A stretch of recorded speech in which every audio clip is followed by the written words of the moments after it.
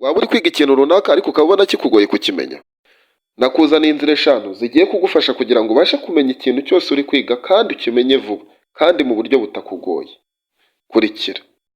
Inzira ya mbere y'ingenzi kandi utagomba kwirengagiza, banza umenye impamvu wiga icyo kintu. Iyo uzi impamvu wiga ikintu runaka, ubwonko bwawe burushaho kucyitaho. Rero igihe wiga icyo kintu, banza wibaze ikibazo kigira kiti: ese iki kintu kizafasha iki mu buzima bwanjye? Numara kubona igisubizo, nibwo uzabasha gukora ibyo bintu neza, nibwo uzabasha kwiga icyo kintu kandi ubishyizeho umutima. Ibyo ngibyo ni ingenzi cyane.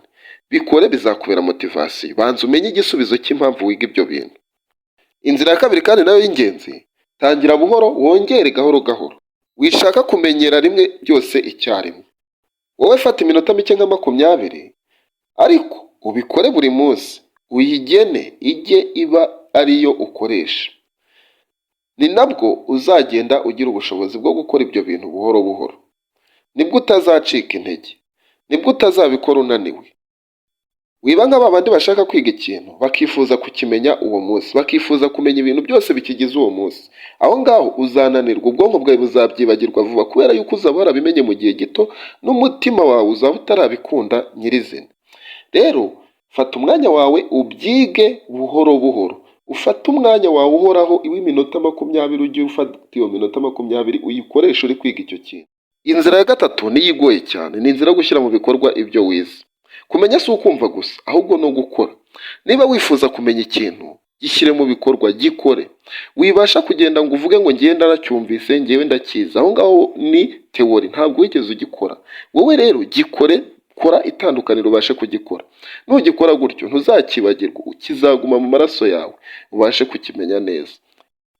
Inzira ya kane, gira discipline kurusha motivation. Menya ko motivation yanashira, ariko discipline yo ntishira, kubera yuko discipline ni ikintu kikuranga, ni ikintu kiba muri wowe, ni ikintu ukora kubera ko wakiyemeje.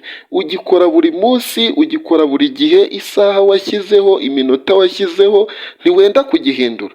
Ariko motivation, umuntu yakubwira ko washobora ikintu, hashira iminota 15 ndakakubwira nti ntiwagishobora, bikaba birarangiye. Motivation rero yashira, ariko iyo ufite discipline yo kuvuga nti ngiye iminota 15 ndiwiyemeza gukora iki kintu, ndagikora kandi ndakigeraho, ukagikora umunsi wa mbere, umunsi wa kabiri, ubwo nibwo buzima. No kwiga ikintu gishyashya rero bisaba discipline, nubwo na motivation ikenewe, ariko discipline mbere na mbere. Gira discipline. Inzira ya gatanu ari nayo ya nyuma, reba aho wavuye, wishimire intambwe wateye.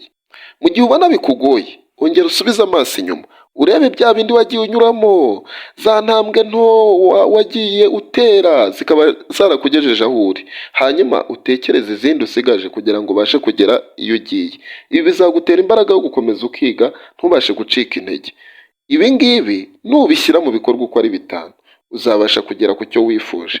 Ariko icyo nshaka kumenya mbere na mbere, discipline niyo ya mbere mu gihe uri kwiga. Nubura discipline, ibindi byose bizaba bibaye nka zero. Kubera ko discipline niyo izakwibutsa cya gihe ugomba kwiga, ni nayo izakwibutsa ibyo ukwiye gukora, ariko nanone n'ibindi ni ingirakamaro. Ariko discipline ikubiyemo ibintu byose, ikubiyemo intego, ikubiyemo byose. Niba wakunze inama twakugiriye muri iyi video, ariko ukaba utarakora subscribe, nakwibutsa kuyikora. Kubera yuko video zizakurikira uzakenera nazo kuzireba, nazo zishobora kuba ari izingirakamaro ku buzima bwawe.